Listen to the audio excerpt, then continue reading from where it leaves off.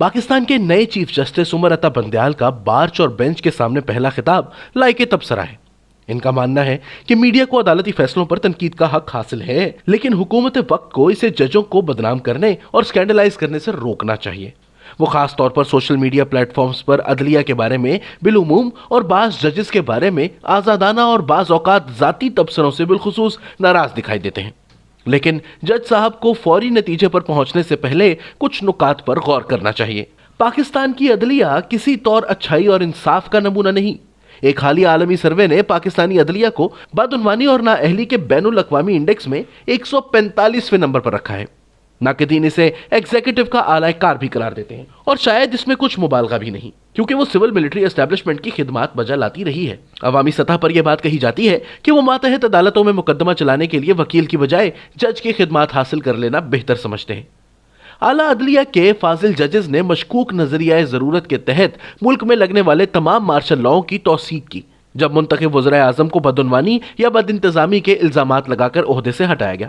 اس دوران بیجا مراعات اور پلاٹوں کے پلاٹ سمیٹتے وقت ان کے ضمیر نے شاید ہی کبھی انہیں بے چین کیا ہو۔ اس موقع پر تنک مزاج چیف جسٹس افتخار چودھری نے ایک آمر کے خلاف عوامی جمہوری احتجاجی تحریک چلائی، لیکن انقلابی بیداری کی لہر جلد ہی ذاتی انا کی تسکین، بڑھتے ہوئے عزائم اور اندھا دھند سو موٹو کا سونامی بن گئی۔ حالیہ دنوں میں دو چیف جسٹس آصف کھوسہ اور ثاقب نثار نے بہت سے ایسے فیصلے کیے جن کی وجہ سے سپریم کورٹ کو آزادی کے بعد کسی بھی دور سے زیادہ بدنامی اور تضحیک کا نشانہ بننا پڑا۔ در حقیقت سپریم کورٹ کو تابناک کرنے والی جسٹس عمر عطا بندیال کی نت نئی قانونی رائے کے باوجود سیاسی تاثر کی تقسیم عدالت کے اندر افراتفری اور بار اور بینچ کے درمیان جارحانہ دھڑے بندی کا خطرہ بڑھا رہی ہے۔ چیف جسٹس بندیال نے ایگزیکٹو پر زور دیا ہے کہ عدلیہ کی ساکھ کو میڈیا کے تنقیدی حملوں سے بچایا جائے۔ یہ دو وجوہ کی بنیاد پر معاملات درست کرنے کی غلط کوشش ہے۔ یہ بات اکثر کی جاتی ہے، لیکن میں یہاں ایک بار پھر سے اسے دہرانا چاہتا ہوں کہ جج حضرات اپنا دفاع دیانتداری اور اپنے درست فیصلوں کی طاقت سے کرتے ہیں، نہ کہ ایگزیکٹو حکم ناموں کے ذریعے۔ آج کے دور میں ان سے توقع کی جاتی ہے کہ وہ غریب اور پسماندہ افراد کے مفادات کا تحفظ کریں۔ ان طبقات کو انصاف اور دادرسی کی فوری ضرورت ہے، نہ کہ گدلی اشرافیہ کو جو خود ہی قانون بناتی اور توڑتی ہے۔ مزید یہ کہ اگر عدلیہ خود کو ریاست کا آزاد ستون سمجھتی ہے تو اسے میڈیا کو وہی حیثیت دینی چاہیے جو آئین کہتا ہے۔ اس حوالے سے ایگزیکٹو کو میڈیا کے پر اترنے کا کہنا ناقابل قبول ہے۔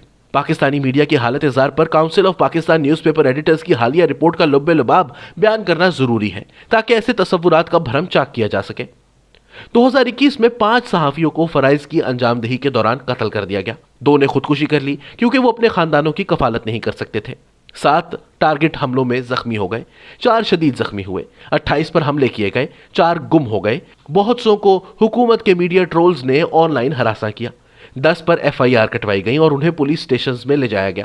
Media houses, T V channels کو زبردستی بند کیا گیا، انہیں پیمرا کی طرف سے نوٹس بھجوائے اور بھاری جرمانے کیے گئے اور خبریں سینسر کرنے پر مجبور کیا گیا۔ کئی ایک صحافی پاکستان سے فرار ہونے پر مجبور ہوئے، ان میں سے 2 کا تعاقب کر کے بیرون ملک جان سے مار دیا گیا، جبکہ 1 کا کانٹریکٹ ابھی فعال ہے جو قاتلانہ حملے سے بال بال بچا ہے۔ ان حالات کو دیکھتے ہوئے ممکن ہے کہ محترم چیف جسٹس اپنے تصورات پر نظر ثانی کرنا چاہیں کہ حکومت یا اسٹیبلشمنٹ کو کیچڑ اچھالنے اور اختلاف کرنے والوں کی زبان بند کر دینی چاہیے۔ جسٹس بندیال بہت پریشان کن حالات میں ملک کی اعلیٰ عدلیہ کا اعلیٰ ترین منصب سنبھال رہے ہیں۔ اب تک عدلیہ نے کھل کر عمران خان کا تحفظ کیا ہے۔ اس کے فیصلوں سے موجودہ وزیر اعظم کی حمایت کا تاثر مضبوط ہوا ہے۔ اس کی ایک وجہ تو شریف اور بھٹو خاندانوں کی بدعنوانی کا پھیلایا ہوا تاثر ہے، ایک وجہ پیپلز پارٹی اور مسلم لیگ نون کی باریاں لینے کا فسانہ ہے، اور ایک وجہ یہ ہے کہ شاید مسٹر کلین سے بھرپور امید لگا لی گئی تھی کہ وہ نیا پاکستان تعمیر کرتے ہوئے تمام وعدے پورے کر دیں گے۔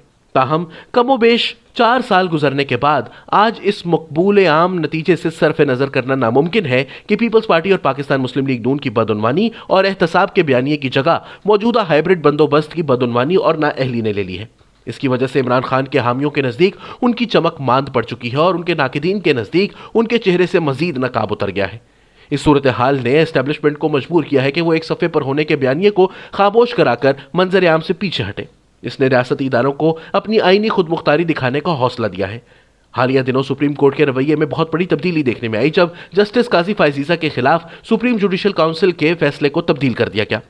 जस्टिस बंदयाल का शुमार उन जजेस में होता है जिन्होंने दोनों मर्तबा जस्टिस सीसा के खिलाफ फैसला दिया था। नाकिदीन का कहना है कि एस्टेब्लिशमेंट ने अभी तक जस्टिस सीसा को सुप्रीम कोर्ट से निकाल बाहर करने की कोशिशें तर्क नहीं की, इसलिए अब तमाम नजरें जस्टिस बंदयाल पर मरकूज होंगी। पेशावर हाई कोर्ट भी कमोबेश 2 साल बाद जागी है।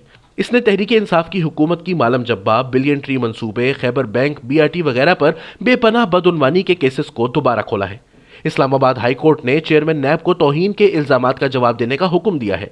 Election commission of Pakistan Tehreek-e Insaf की फॉरेन फंडिंग केस की दस्तावेज आहिस्ता आहिस्ता जारी कर रहा है।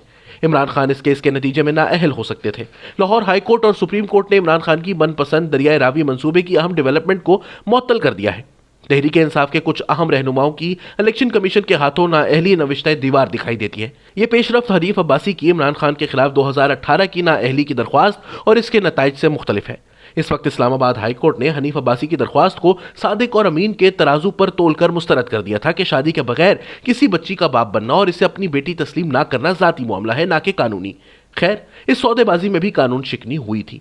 रियासत का मौजूदा बहरान सियासी जमातों की साख या हाइब्रिड सियासी निज़ाम की बका तक महदूद नहीं, इसने एस्टेब्लिशमेंट की कौमी सलामती की पॉलिसीज पर भी सवालात खड़े कर दिए हैं। सुप्रीम कोर्ट अवाम की मर्जी से बेगाना रहते हुए इनकी मुखालिफ सिमत में नहीं जा सकती। इन हालात में चीफ जस्टिस उमर अता बंदयाल का दौर तारीखी नताइज का हामिल होगा, बेहतर या बदतर।